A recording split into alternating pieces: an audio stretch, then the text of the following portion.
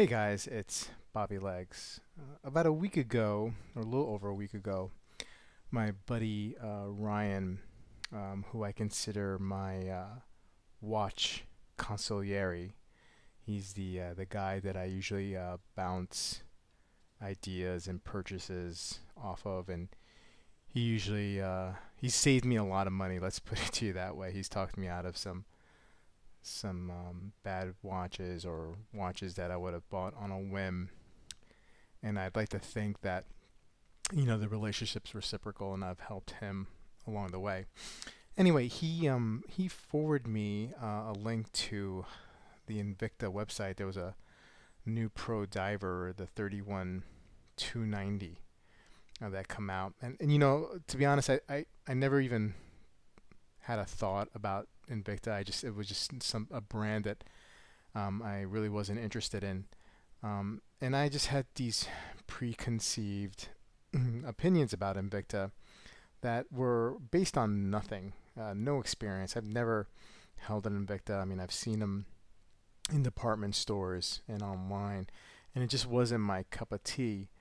Um, but um, but anyway, he sent me this link, and I saw the specs on it, and the price, and it was under $100, and you know um, had an NH35 movement on it, I believe, and stainless steel, and I was like, well, this can't be that bad.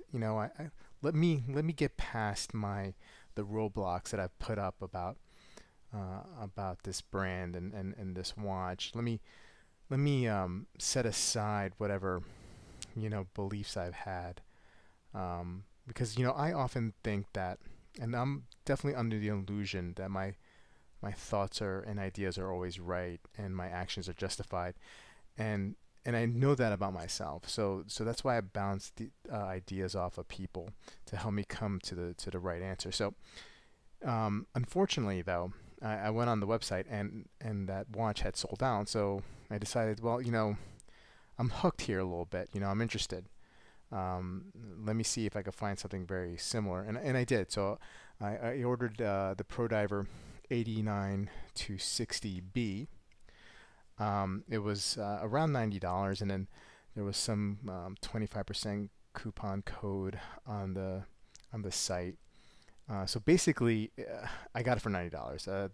The code paid for shipping and tax.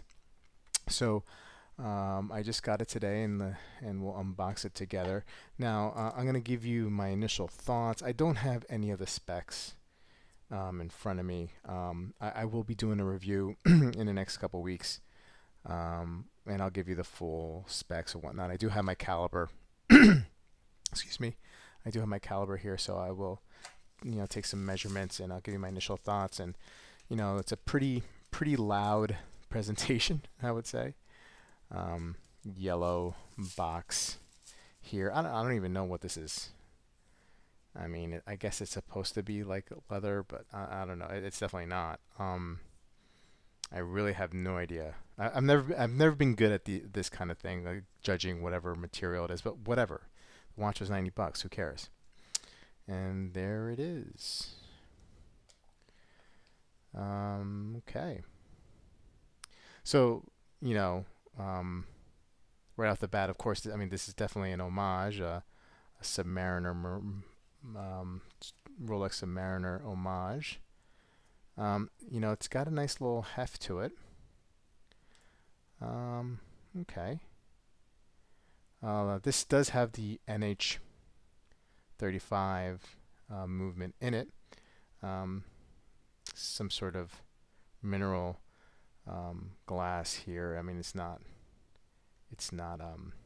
sapphire. Okay, Invicta, just in case we didn't know what this watch was. Okay, polished. Got a polished case. Looks like some polished center links here and brushed on the side. Alrighty. I'm gonna pause the video to take this plastic off around so I don't bore you with that. So I'll be right back. And we're back. So Lucky for you, I paused that. That did take me a long time, longer than it should. But I'm still baffled how they're able to, like wrap that plastic in there and get there really, really good. Anyway, back to the watch. So let's do some measurements real quick. While I got the calipers out here. Kind of hard to do this on camera. So I don't know. I'm getting like 39, 38. I mean, I'm not really good at this either, guys. So, but I think this is supposed to be a 40 millimeter watch, and it probably is. Let's just call it 40. Pretty close there. Case thickness here,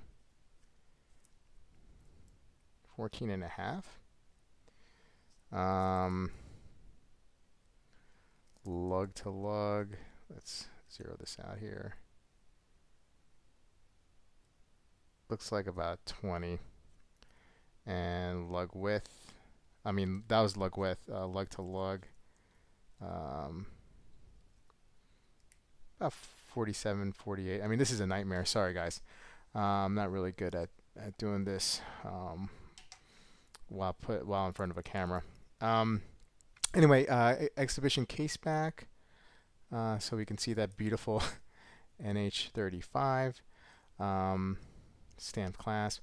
You do get 4 micro adjusts. What do we have? Pins here? No, I think they might be screws. Kind of hard to tell. I'm gonna have to get in there really quick. Let's check this out. Wow, not that shabby. Nice little bezel action. Okay, all right. Now this is supposed to be a 200 meter water resistance. Let's pop that out. Okay, hand wine and hacking. Okay, what time do we have here? By the way, wristwatch check. The G-Shock 826. Oh. Okay. Not too bad. All right, let's just pop this on wrist. I don't have it adjusted yet, but let's see how this feels. Okay. I just I just basically tossed my my G-Shock off. But hey, listen, they're tough. They're tough watches. All right. I gotta be honest with you. I'm pleasantly surprised. I did. Look, the bracelet feels kind of cheap, to be honest with you. But so what? I mean, I could always replace the bracelet. I mean, it is a $90 watch, right? I could replace the bracelet, but not too bad. So pleasantly surprised. Look forward to reviewing this watch, and since this is like screaming to me Rolex Submariner homage, I'll get my neighbor Squale over, and which is also a Rolex homage, and we'll put them up together against each other while I do the review here. But pleasantly surprised. I'll give you guys more specs when I do the review. But thanks for watching tonight, guys, and I'll see you soon with a review on the Pro Diver by Invicta.